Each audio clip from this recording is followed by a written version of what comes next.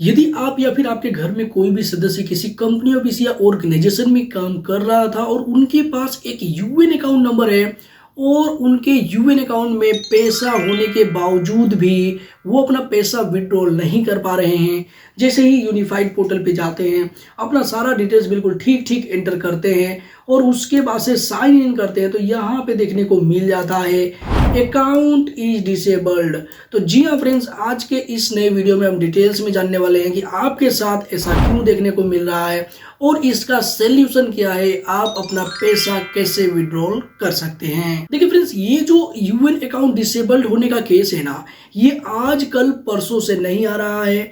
इस इशू को आते हुए 3 साल से भी ज़्यादा का टाइम हो चुका है और इन 3 सालों में काफ़ी लोगों के यूएन धड़ल्ले से डिसेबल हुए हैं। जी हाँ फ्रेंड्स, अब ये जो यूएन डिसेबल हो रहे हैं तो ऐसा नहीं है कि पूरी तरीके से परमानेंट बंद हो गए हैं। ये जांच के लिए कुछ इनएक्टिविटी, जो गलत एक्टिविटी हुई है, इसकी वजह से सस्पेक्टेड सभी यूएन को पीएफ ऑफिस के द्वारा डिसेबल कर दिया गया है। अब ऐसे में जैसे कि काफ़ी लोगों के कमेंट आते हैं आप में से ही कि सर मैंने बाहर से केवाईसी करवाया है और उसके बाद से 1-2 बार पैसे निकाला भी था कुछ लोगों ने बिल्कुल भी पैसे नहीं निकाला था और उनका बाद में यूएन डिसेबल कर दिया गया है। तो ये तो पहला इशू था।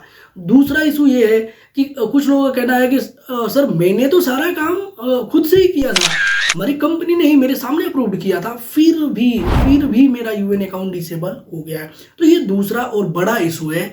और तीसरा इशू जो कि आप में से काफ़ी लोगों ने कमेंट करके मुझे बताया है कि सर मैंने ई श्रम कार्ड की ऑफिशियल वेबसाइट पे रजिस्ट्रेशन कंप्लीट कर लिया, उसके बाद से मेरा यूएन डिसेबल हो गया है। तो इन तीनों में ही सच्चाई कितनी है सारा कुछ हम जानेंगे। देखिए, सबसे पहले सिनेरियो की बात कर लेते हैं, पहले सिचुएशन की बात कर लेते हैं, जो कि है कि किसी दूसरे व्यक्ति से आपने कहीं बाहर से केवाईसी करवाया हुआ था और आपका जो यूएन है वो डिसेबल कर दिया गया है। ये 101% बात सत्य है। देखिए फ्रेंड्स, जब कोविड-19 का दौर चल रहा था, अचानक से सब कुछ बंद हो गया था। कुछ कंपनियां वर्क फ्रॉम होम थी तो कुछ पूरी तरीके से बंद हो गई थी। तो फ्रेंड्स, इस कंडीशन में काफ़ी लोगों को भैया पैसे निकालने की जरूरत पड़ रही थी। वो पीएफ के अपने अकाउंट से पैसे निकाल रहे थे, लेकिन अब पैसे निकालने के लिए आपके यूएन अकाउंट में बैंक अकाउंट की केवाईसी होनी कंपलसरी है। बैंक अकाउंट लिंक नहीं है या फिर लिंक है, गलत लिंक है, तो आप पैसे नहीं निकाल पाओगे। अब इस केस में काफ़ी लोगों ने बाहर से केवाईसी करवाई, जिनकी कंपनी नहीं कर रही है तो वो बाहर से केवाईसी करवा रहे थे। अब देखिए, उस टाइम जो बैंक की केवाईसी करने का जो रूल था पीएफओ टीम के द्वारा, ईपीएफओ के द्वारा, वो ये था कि आप अपने यूनिफाइड पोर्टल पे केवाईसी अपडेट कर दीजिए और आपके एम्प्लॉयर ने एक बार अप्रूव कर दिया तो भैया केवाईसी डन हो गई, आप पैसे निकाल सकते हो। अब देखिए फ्रेंड्स, उस टाइम ऐसा हुआ कि भैया जो कंपनी बंद हो चुकी है या फिर टेम्पररी बंद है, उनमें एम्प्लॉय आ ही नहीं रहे हैं, तो आपका केवाईसी अप्रूव होगा नहीं। अब ऐसे में काफ़ी लोग बाहर से जाकर किसी साइबर कैफे से जाकर के या फिर कोई ऑनलाइन या ऑफलाइन कंसल्टेंसी के पास जाकर के अपनी केवाईसी करवाने लगे। अब इस सिचुएशन का ही फायदा उठाते हुए कुछ लोगों ने गलत इलीगल तरीके से केवाईसी कर दी। जी हाँ फ्रेंड्स, या तो उन्होंने खुद के लिए कोई एम्प्लॉयर आईडी ले रखी थी या फिर किसी एम्प्लॉयर से अटैच होकर के और केवाईसी करने लगे ज़्यादा संख्या में और लोगों के पैसे निकालने लगे। तो भैया कोई भी चीज़ इलीगल ज़्यादा होती है तो भैया टीम को तो जल्दी पता चल जाएगा। तो ईपीएफओ टीम को जब जैसे ही पता चला तो भैया जितने भी सस्पेक्टेड यूएन थे उन्होंने तुरंत ही फ्रीज कर दिया, यानी कि डिसेबल कर दिया। तो ये तो होगी पहली सिचुएशन और ये बिल्कुल सही है। इस पे मैंने डिटेल में वीडियो बनाया है और ये मेरा राय नहीं है, ये ईपीएफओ ने खुद ही बताया है ईमेल के द्वारा, ग्रीवेंस के द्वारा,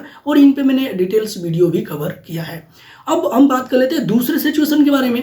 दूसरा सिचुएशन ये है कि काफ़ी लोगों का ये भी कहना है कि मेरी कंपनी मेरे सामने ही खुद ही केवाईसी की और सारा कुछ अप्रूव किया, फिर भी मेरा जो यूएन अकाउंट है वो डिसेबल हो गया, जबकि मैं उस कंपनी में काम कर रहा था और कर भी रहा हूँ।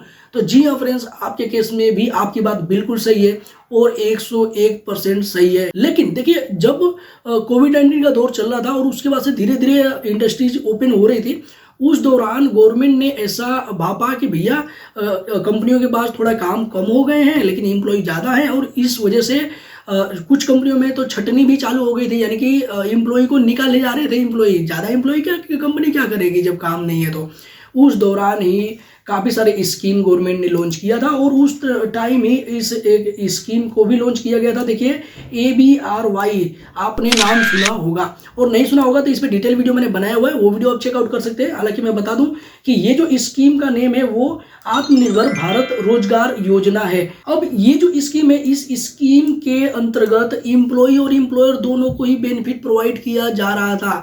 अब देखिए फ्रेंड्स, ये जो स्कीम है इसके टर्म एंड कंडीशंस भी थे जो कि हमने वो लास्ट वाले वीडियो में जाना था। अब कुछ लोगों को तो इन टर्म एंड कंडीशन का पता ही नहीं चला और गलती से इसका यूज कर लिया, इस स्कीम का बेनिफिट ले लिया, और कुछ लोगों ने जानबूझ के फेक एम्प्लॉय जनरेट कर लिया और ज़्यादा से ज़्यादा जो भी 24% पैसा है ना वो लेना चालू कर दिया। तो अब यहाँ भी एक तरीके से इलीगल तरीके से काम होना चालू हो गया और गवर्नमेंट और EPFO को पता चल गया, और जैसे ही पता चला तो जो भी सस्पेक्टेड यूएन थे सभी को EPFO के द्वारा डिसेबल कर दिया गया, फ्रीज कर दिया गया है। अब देखिए फ्रेंड्स, ऐसा नहीं है कि ये परमानेंट फ्रीज किया गया है।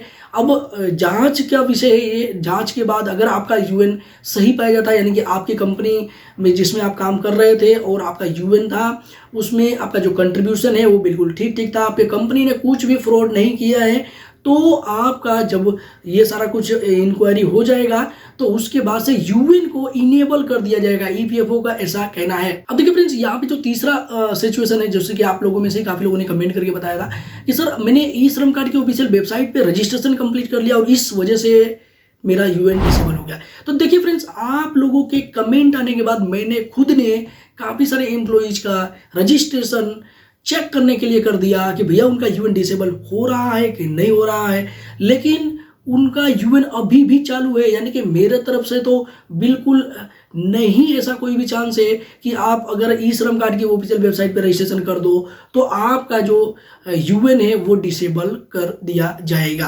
अब हालांकि आपके केस में ऐसा हुआ है तो नीचे कमेंट बॉक्स में कमेंट करके बता सकते हो, और हालांकि इस पे और डिटेल एनालिसिस करने के बाद मैं नेक्स्ट वीडियो जरूर लाने वाला हूं कि अगर आपके साथ ऐसा हुआ है तो इसका सोल्यूशन आप कैसे कर सकते हो। अब यदि वीडियो आपने यहाँ तक देख ही लिया है तो आप नीचे ये भी कमेंट करके बता सकते हो कि आपने कहीं बाहर से केवाईसी करवाया हुआ था तो भैया कितना पैसा दिया था केवाईसी करवाने का, और आपने पैसे वैसे निकाला एक आध बार या नहीं निकाला, और यदि आपने कहीं बाहर से केवाईसी नहीं करवाया हुआ था तो क्या आपने खुद की कंपनी से करवाया हुआ था तो बाद में एक दो बार पैसे निकाला या नहीं निकाला। तो ये सारा कुछ आप अपना बहुमूल्य से नीचे कमेंट बॉक्स में कमेंट करके बता सकते हैं। इसी के साथ मिलते हैं किसी नेक्स्ट इन्फॉर्मेटिव वीडियो में, तब तक के लिए जय हिंद, जय भारत, वंदे मातरम।